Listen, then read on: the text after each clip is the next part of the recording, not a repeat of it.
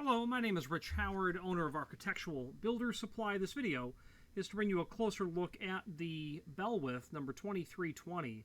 This is a brass door viewer. Obviously, Belwith is bringing it in from this company, but they are marketing this as their part number, 2320. Okay, so this is a door viewer. This is a 190-degree door viewer, which means it's the bigger of the two that you'll get. You'll have 160 degree, 180, 190. The 160 is going to be where you will require a half-inch hole in the door, and the larger sizes generally require that you get to a 9/16 size hole in the door. This is going to be, we'll put a caliper on it, but let's just get clear about this first. This is not fire rated. This does not have a label on it at all. If your door is fire rated, this is not the right door viewer for you, because it's not been tested.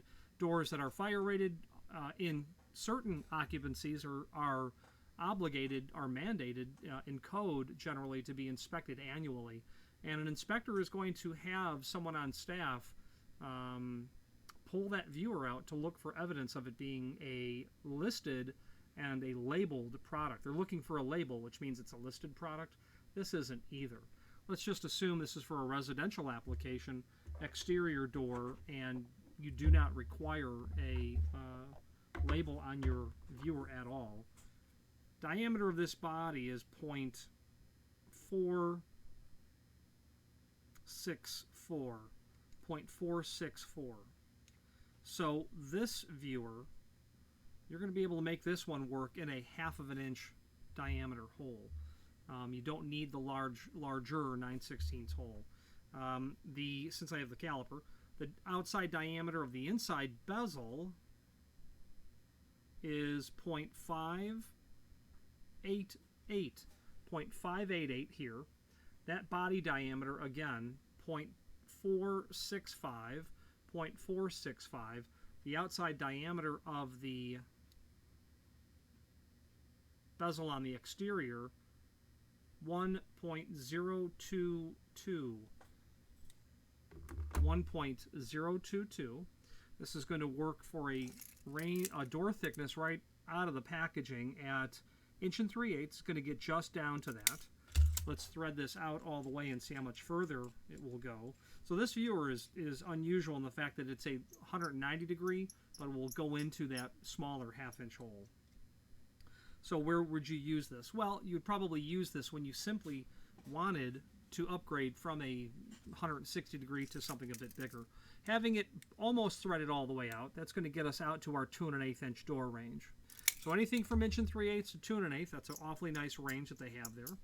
This is 190 degree brass, wide angle door viewer, ground glass, solid brass bushing with a plastic lens. Nice quality looking item, nice looking item in general. There is a link below this video to the installation instructions, so let's switch to the screen view where we can take a look at that. Okay, so here is the item that we are looking at, and extended description down below. And there is a link below this video to the installation instructions, and this is what those look like. This is literally the back of the card, the back of the installation. The instructions are on the back of the packaging itself is what I'm driving at. And you can see the overview of what they are talking about. 190 degree viewing area, 1 3/8 to 2 inch thick. So mark door viewer location at eye level and centered horizontally on door. Drill an 1/8 inch pilot hole completely through the door, and then drill a 1/2 inch hole halfway through the door from each side. I don't have any problem with that approach at all. You do need to be quite mindful to drill a straight hole when you're drilling that 1/8 inch hole. I do end up preferring to use a aircraft extension bit when I do that, maybe a 6-inch length, because I can gauge whether or not I'm going in straight, and I will use the smallest possible tool for doing that, even an electric screw gun with a 6-inch long 1/8-inch bit that has a 1/4-inch shank on it for me to fit right into my tool. Very low voltage, very low RPM, but I can guarantee I'm drilling straight, because the proper way, of course, would be to mark both sides of the door with your dimension and then drill halfway through after you've drilled a pilot hole. The pilot hole is always a good idea. Install lens from outside, tighten the retaining ring, you're done. The height that you're going to install this at is going to be based on your application. If you have a family of people that are 6 foot tall, put it accordingly. If your grandmother moves in with you and she's about 5'0" at most, you might want to take that into account.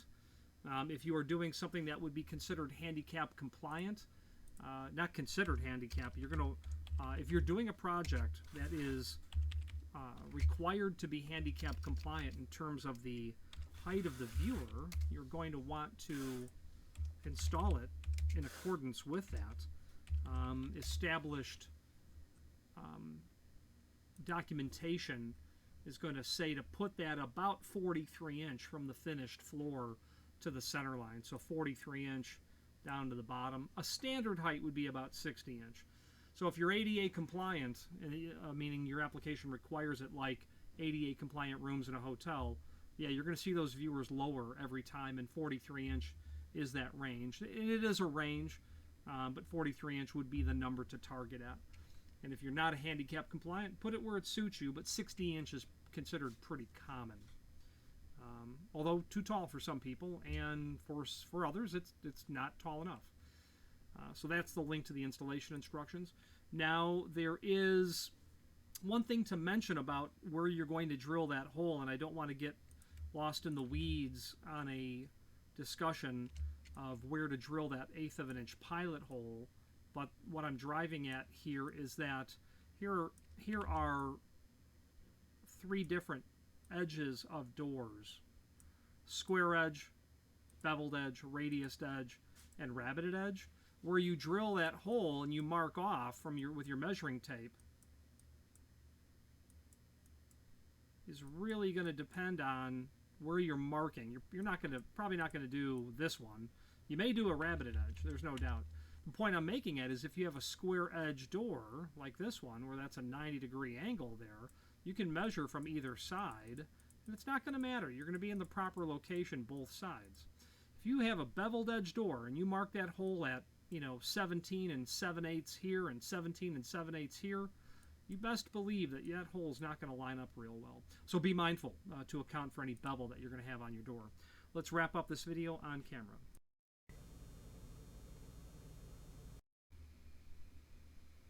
In conclusion, be mindful where this deviates from standard viewers.